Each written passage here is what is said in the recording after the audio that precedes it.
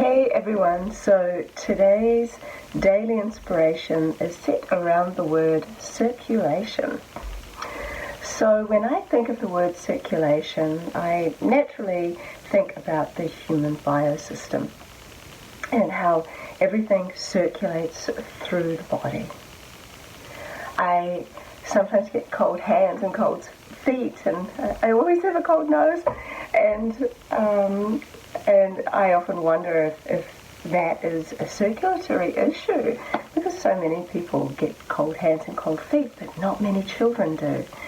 My children, for example, can go outside in the freezing cold in their shorts and singlets and jandals, and I'll be going, come and put a jacket on, put some socks on. And they're like, no, I'm hot.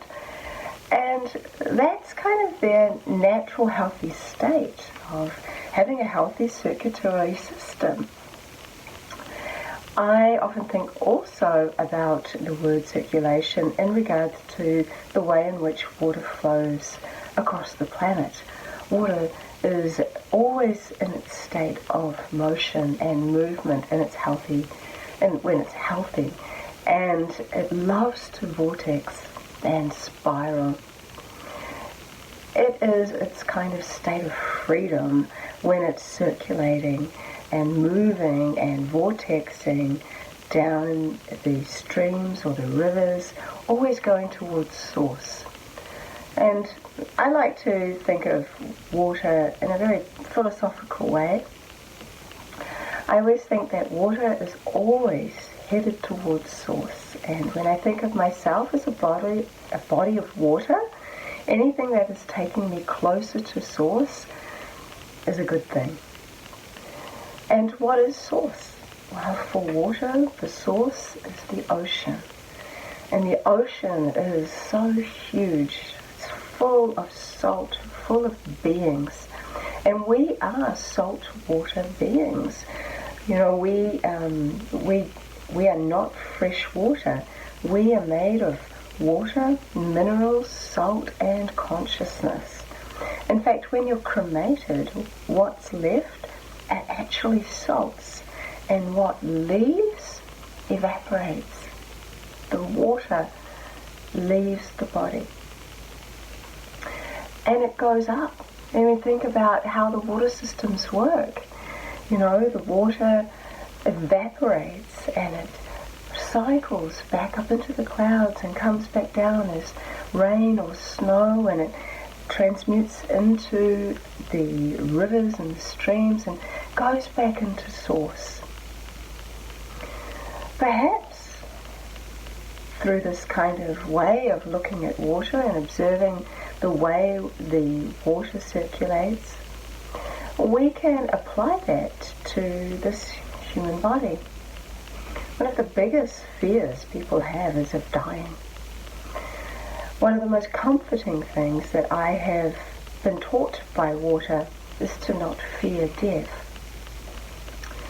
If you look at what I just said, that water and minerals and salts and consciousness is what we are essentially comprised of, and then you look at what happens upon death of this physical body.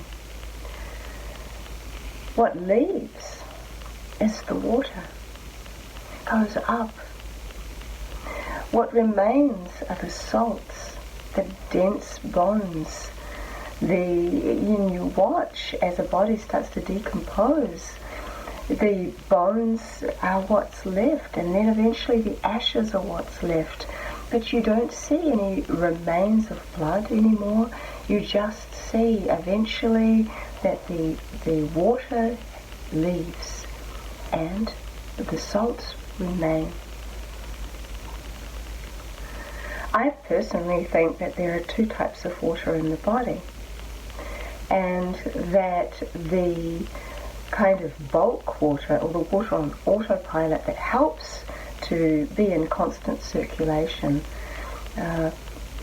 is always flowing, is always moving, is helping this physical body to have energy to move and to think and to create.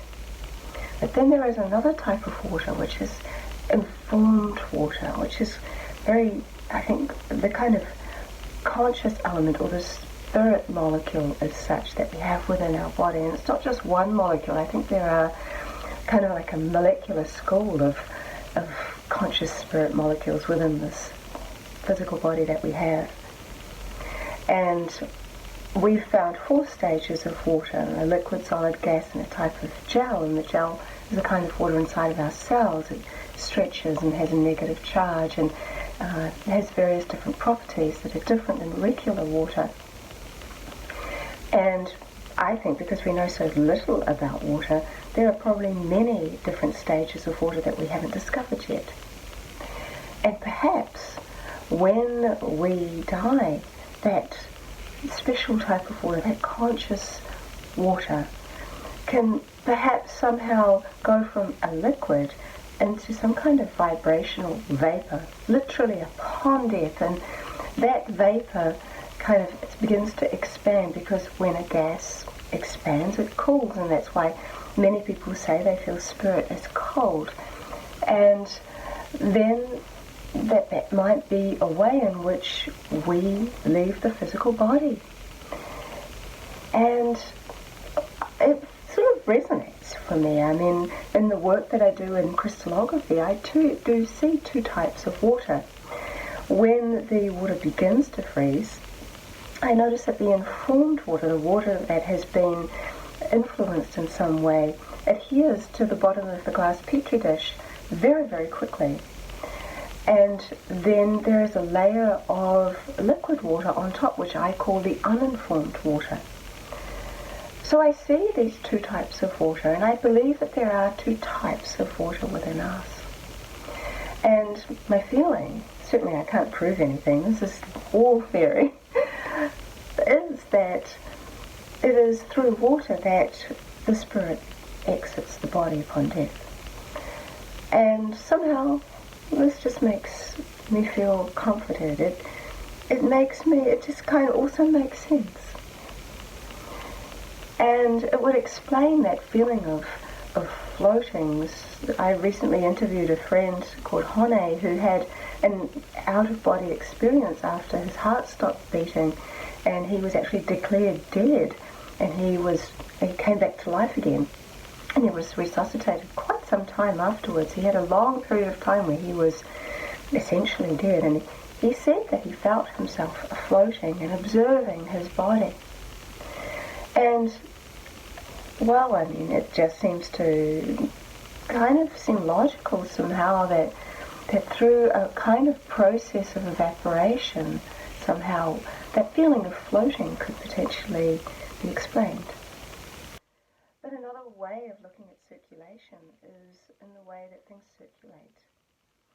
So, just like with the 7 days of little inspirational talks, these are circulating around the world. And this is an incredibly important, healthy state of circulation. And I love to think about it like that.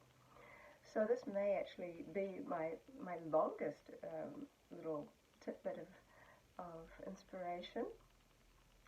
And I was actually thinking when I started this, gosh, circulation, there can't be too much to say about that, but clearly I was wrong. I'm getting proven I'm wrong all the time, so that's often a good thing. So, wishing you guys a wonderful day, much love and blessings. Bye.